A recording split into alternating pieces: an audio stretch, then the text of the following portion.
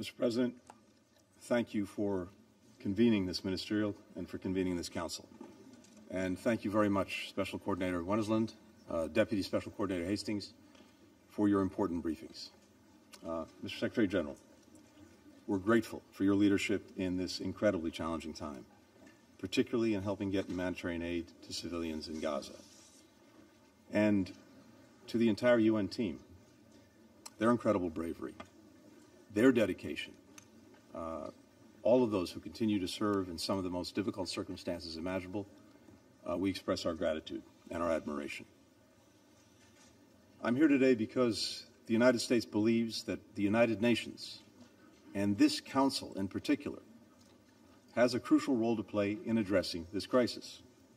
Indeed, we put forward a resolution that sets out practical steps that we can take together toward that end. The resolution builds on many elements of the text that Brazil put forward last week. It incorporates substantive feedback that we received from fellow council members over recent days. It also draws heavily on the views that I heard firsthand from partners across the region after Hamas's appalling attack on October 7, views that the United States shares. First, we all recognize the right and indeed the imperative of states to defend themselves against terrorism. That's why we must unequivocally condemn Hamas's barbaric terrorist attack against Israel. Babies riddled with bullets, young people hunted down and gunned down with glee, young people beheaded, families burned alive in a final embrace, parents executed in front of their children, children executed in front of their parents, and so many taken hostage in Gaza. We have to ask, indeed it must be asked, where is the outrage? Where is the revulsion? Where is the rejection? Where is the explicit condemnation of these horrors? We must affirm the right of any nation to defend itself and to prevent such horror from repeating itself. No member of this council, no nation in this entire body could or would tolerate the slaughter of its people. As this Council and the UN General Assembly have repeatedly affirmed, all acts of terrorism are unlawful and unjustifiable. They're unlawful and unjustifiable whether they target people in Nairobi or Bali, in Luxor, Istanbul or Mumbai, in New York or Kibbutz Berry. They're unlawful and unjustifiable whether they're carried out by ISIS, by Boko Haram, by Al-Shabaab, by Lashkar-e-Taiba, or by Hamas. They're unlawful and unjustifiable whether victims are targeted for their faith, their ethnicity, their nationality, or any other reason. And this Council has a responsibility to denounce member states that arm, that fund, and train Hamas, or any other terrorist group that carries out such horrific acts. Let's not forget that among the more than 1,400 people that Hamas killed on October 7 were citizens from more than 30 UN member states, including many of the members around this very table. The victims included at least 33 American citizens. Every one of us has a stake. Every one of us has a responsibility in defeating terrorism.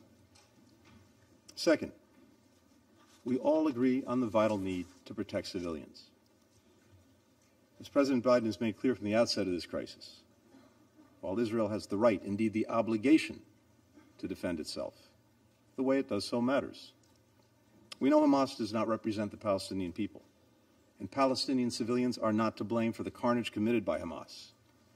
Palestinian civilians must be protected. That means Hamas must cease using them as human shields. It's hard to think of an act of greater cynicism. It means Israel must take all possible precautions to avoid harm to civilians. It means food, water, medicine, and other essential humanitarian assistance must be able to flow into Gaza and to the people who need them. It means civilians must be able to get out of harm's way. It means humanitarian pauses must be considered for these purposes. The United States has worked relentlessly to make real these principles.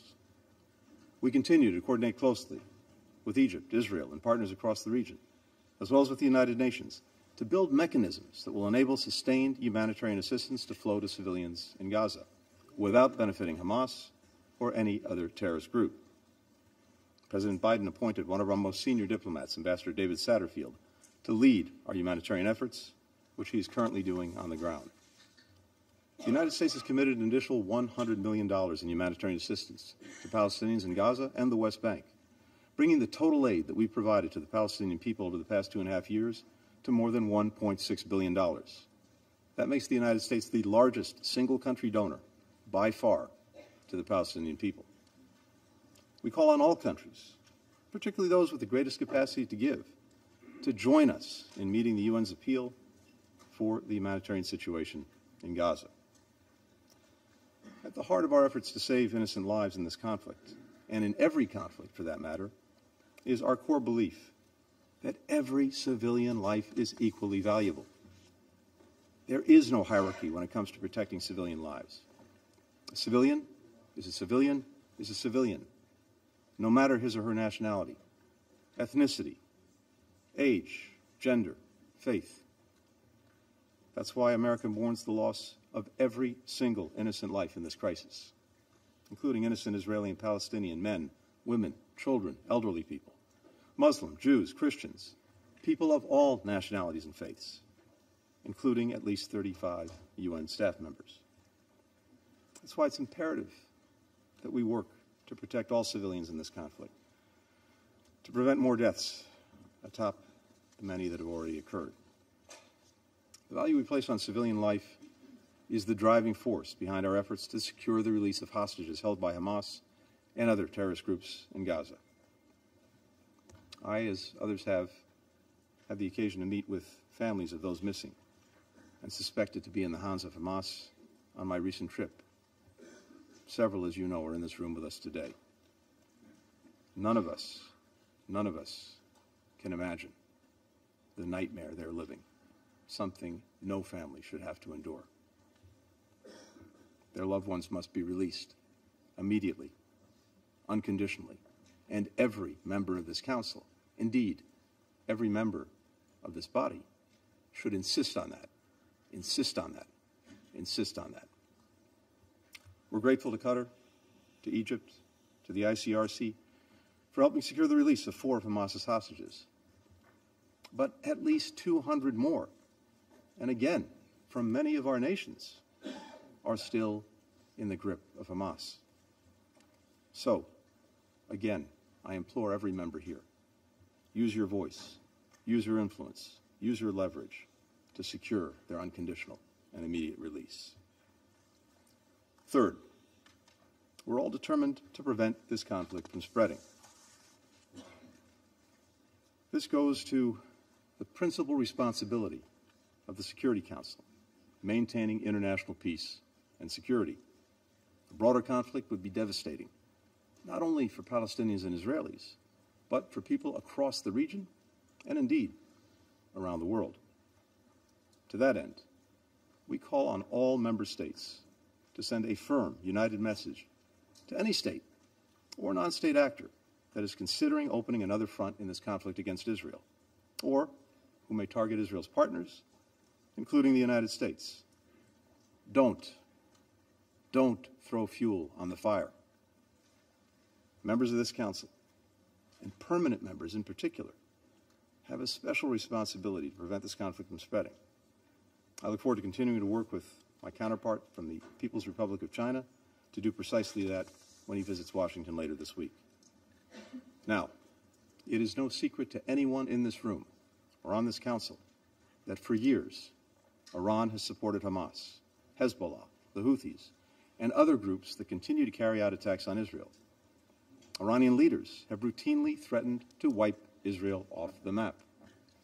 In recent weeks, Iran's proxies have repeatedly attacked U.S. personnel in Iraq and Syria, whose mission is to prevent ISIS from renewing its rampage. So, let me say this before this Council, and let me say what we've consistently said to Iranian officials through other channels. The United States does not seek conflict with Iran. We do not want this war to widen. But if Iran or its proxies attack U.S. personnel anywhere, make no mistake, we will defend our people, we will defend our security swiftly and decisively.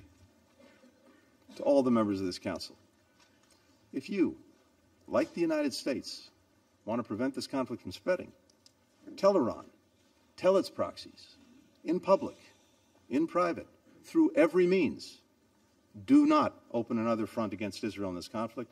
Do not attack Israel's partners. And we urge members to go a step further. Make clear that if Iran or its proxies widen this conflict and put more civilians at risk, you will hold them accountable.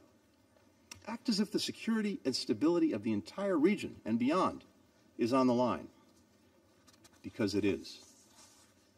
Fourth and finally, even as we address this immediate crisis, we all agree that we must redouble our collective efforts to build an enduring political solution to the conflict between Israelis and Palestinians.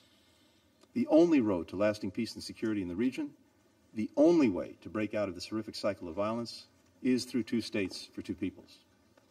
As President Biden has underscored from day one, Palestinians deserve equal measures of security, of freedom, of justice, of opportunity, of dignity. And Palestinians have a right to self-determination and a status of their own. Now, we have no illusions about how hard it will be to achieve a two-state solution. But as President Biden has said, we cannot give up on peace. Indeed, it's precisely in the darkest moments, like this one, that we have to fight the hardest to preserve an alternative path, to show people making it real, improving their lives in tangible ways is possible. Indeed, it's necessary. We've heard many countries express support in recent weeks for a durable political solution. Our message today is this: help us build that solution. Help us prevent the spread of war that will make two states and broader peace and security in the region even harder to achieve. Members of this Council, we stand at a crossroads. Two paths lie before us. The difference between them could not be more stark. One is the path offered by Hamas. We know where it leads: death, destruction, suffering, darkness. The other is the path toward greater peace, greater stability, greater opportunity, greater normalization and integration. A path toward people across the region being able to live, to work, to worship, to learn, side by side. A path toward Palestinians realizing their legitimate right to self-determination and a state of their own. Nothing would be a greater victory for Hamas than allowing its brutality to send us down its path of terrorism and nihilism. We must not let it.